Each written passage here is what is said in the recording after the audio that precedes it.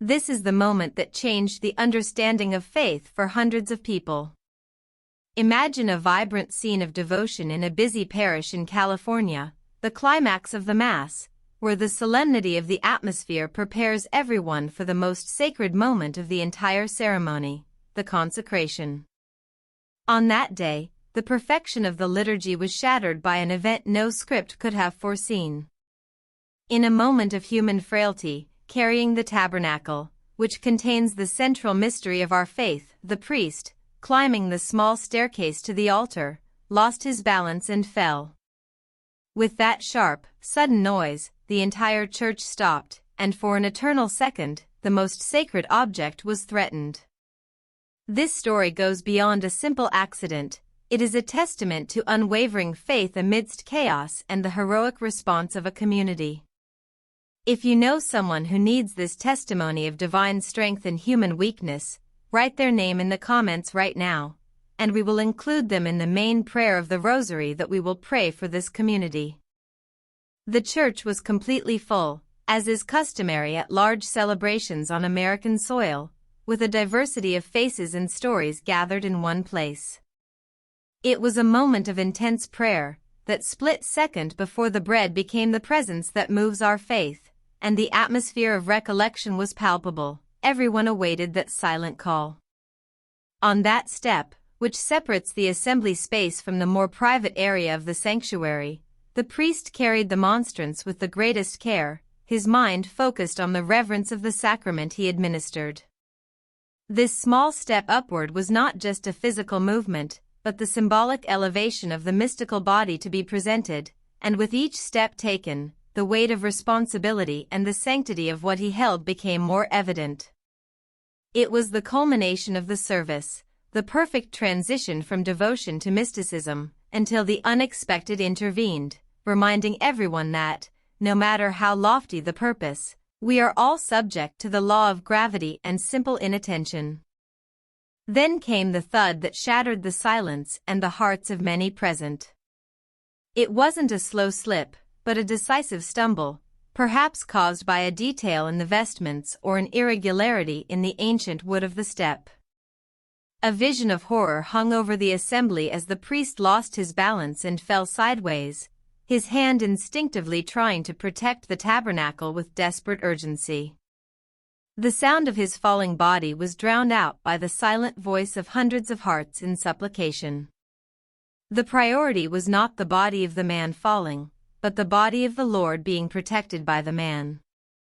At that moment, the liturgy stopped, and all present became witnesses not to a mistake, but to a real drama that foregrounded the object of their devotion and the duty to care for it.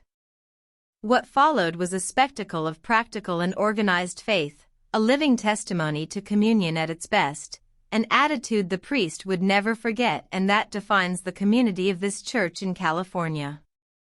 Far from screams of panic or murmurs of shock, the response was immediate and utterly noble.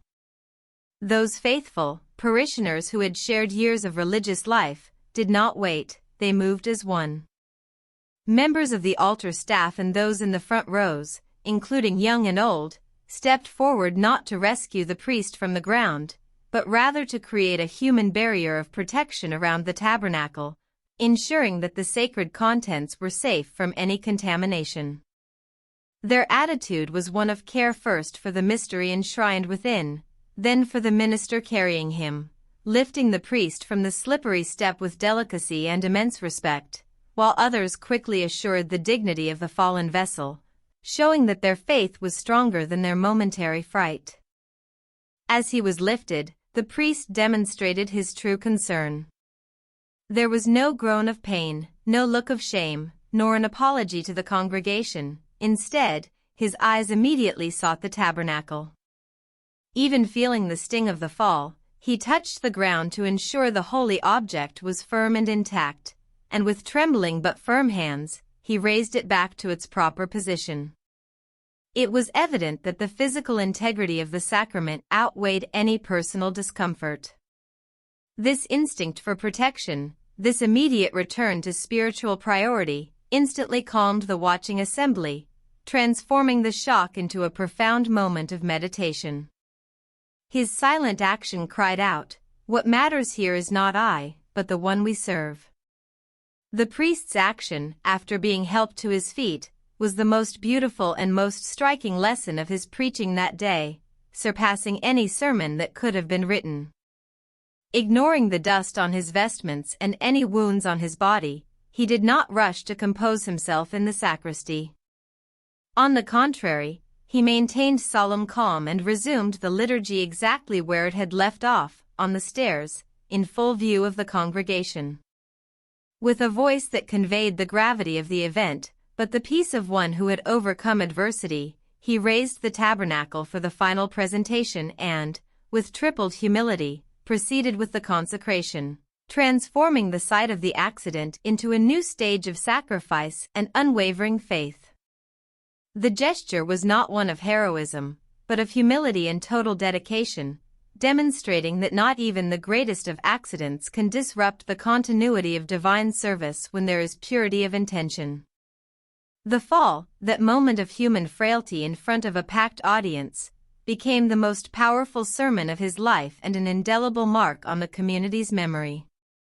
That chaotic moment, which could have resulted in scandal or disorder, instead became a testament to the true essence of faith, sacrifice amidst stumbling, love revealed in immediate assistance to others, and humility in rising again and continuing the mission despite pain and embarrassment. That Mass in California, marked by the fragility of the flesh and the solidity of faith, demonstrated that trials, accidents, and even public shame can become vehicles of even greater grace, solidifying the bonds of community and elevating reverence for the tabernacle. The story spread, not as a tragic event, but as a tale of redemption and spiritual priority.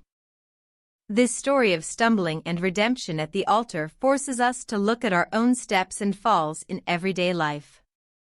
Like that priest, we often carry heavy burdens, be it family stress, financial hardship, or the weight of old hurts. Our falls are not always physical, but spiritual and emotional. How often does the fear of falling paralyze us or the shame of our mistakes prevent us from moving forward? The message here is clear: community, family, and our own faith must act immediately, helping us maintain our focus on what is most sacred and eternal, helping us forgive and find inner peace to continue our journey. We need more faith to get up, more love to forgive others and ourselves, seeking the daily conversion that strengthens us with each step, praying not only at Mass, but consistently every day. Again, so that the strength of this unity may be palpable in your lives, comment below with the names of people who need to be lifted up today through our prayers, so they can be added to our main prayer with the Rosary. What is the greatest lesson this unexpected story from California teaches you about perseverance in faith when life plays a trick on you and you find yourself in an embarrassing or painful situation? Your response is important to expand our message. Thank you for joining us in this powerful testimony of resilience. If this story touched your heart and gave you a new perspective on the strength of community and the importance of humility, like this video and subscribe to the channel to continue receiving more inspiring stories of faith in curious and unexpected moments. May God bless your journey.